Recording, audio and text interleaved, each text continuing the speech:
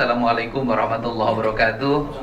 Sampurasun, Bapak dan Ibu semua yang saya hormati, para bupati, wali kota, para ketua dewan pengupahan kabupaten kota di 8 kabupaten kota, dan para anggotanya. Saya ucapkan terima kasih atas kehadirannya. Yang pertama, bahwa seluruh rangkaian kegiatan ini nanti terdokumentasi secara lengkap dan jam 8 malam akan saya siarkan agar semua orang bisa melihat dinamika yang terjadi sebagai bagian dari bentuk keterbukaan.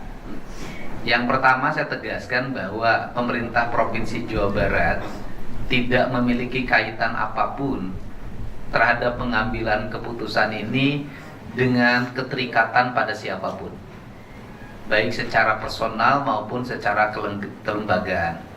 Saya menerima berbagai WA dari berbagai kalangan, tak ada satupun yang saya jawab, karena saya ingin memperlihatkan integritas dan independensi. Keberpihakan kami, pemerintah Provinsi Jawa Barat, adalah pada dua hal.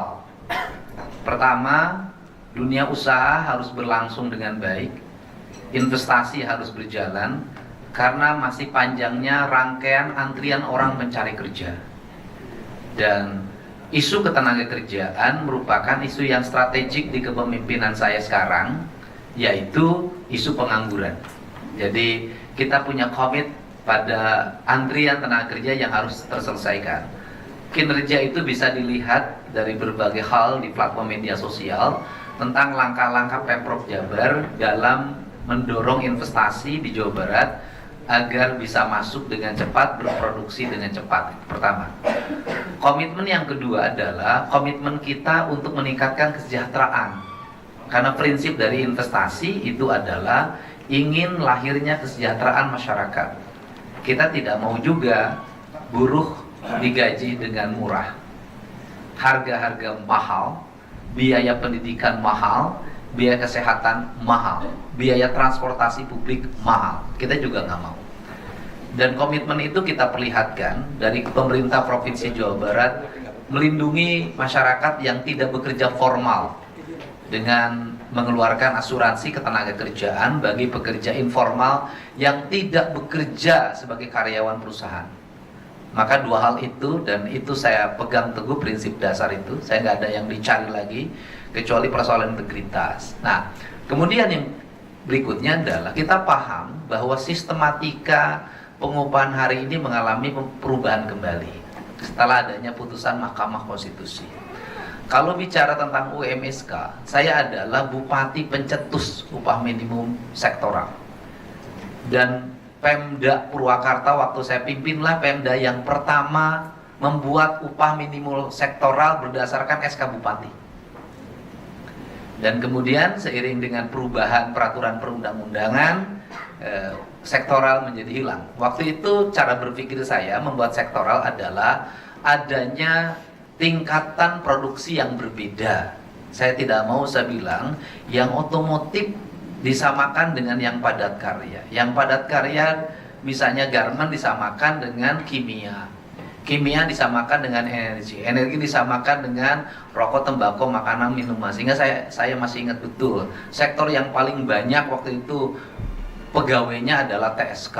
Setelah itu ada sektor CAP, kimia, energi, pertambangan. Ada sektor lem, logam, kayaknya lupa, elektronik dan mesin. Kemudian ada RTMM, rokok, tembakau, makanan dan minuman. Jadi ini yang saya ingat, dan dari situ lahir UMSK. Nah, hari ini saya jadi gubernur tuh baru 10 bulan. Sistematikanya ternyata mengalami perubahan, tata kelolanya mengalami perubahan, dan kita juga harus menyadari bahwa penyusunan dan penetapan surat keputusan gubernur itu dalam jangka waktu yang sangat pendek. Bayangin oleh Anda, waktu yang diberikan pada kami hanya 1 hari. Karena kan usulannya baru pada masuk. Terakhir masuk tanggal berapa usulan? Iya, berarti tanggal 23 kan. Sedangkan kita tanggal 24 harus segera dilakukan penetapan dengan variabel yang begitu banyak. UMSK itu kan variabelnya banyak banget. Nah, itu loh.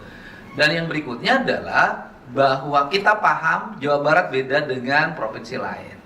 Kenapa? kabupatennya tersebar, ada yang berbatasan dengan DKI, ada daerah khusus Jakarta, ada yang berbatasan dengan Jawa Tengah.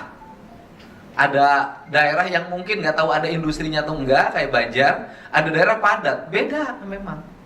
Dan sistem pengupahan kita juga melahirkan kebingungan. Saya berikan contoh, Sumedang, kawasan industrinya di sebelah selatan dekat dengan Bandung, berhadapan-hadapan dengan Kabupaten Bandung. Di sebelah utara dekat dengan Majalengka. Kan ragam variasinya beda-beda. Ini. Hari ini saya ingin mencoba untuk melihat ya proporsi untuk melakukan telaah. Adakah sisi kekurangan administratif?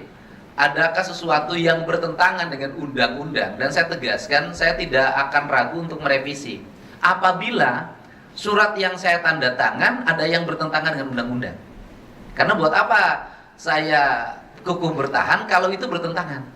Karena nanti ketika digugat di PT UN pasti kalah.